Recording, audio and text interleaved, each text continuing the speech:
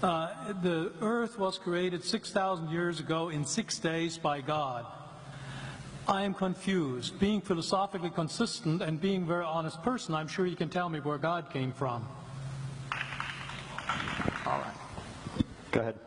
All right, your question, where did God come from, assumes that you're thinking of the wrong, obviously it displays that you're thinking of the wrong God, because the God of the Bible is not affected by time, space, or matter. If he's affected by time, space, or matter, he's not God.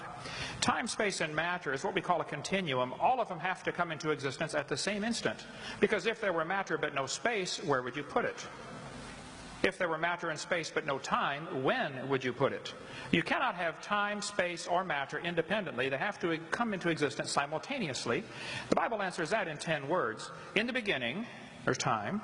God created the heaven, there's space, and the earth, there's matter. And the God who created them has to be outside of them.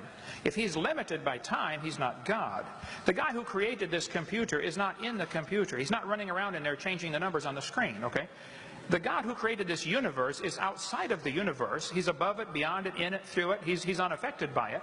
So the concept that a spiritual force cannot have any effect on a material body, well then I guess you'd have to explain to me things like emotions and love and hatred and envy and jealousy and rationality.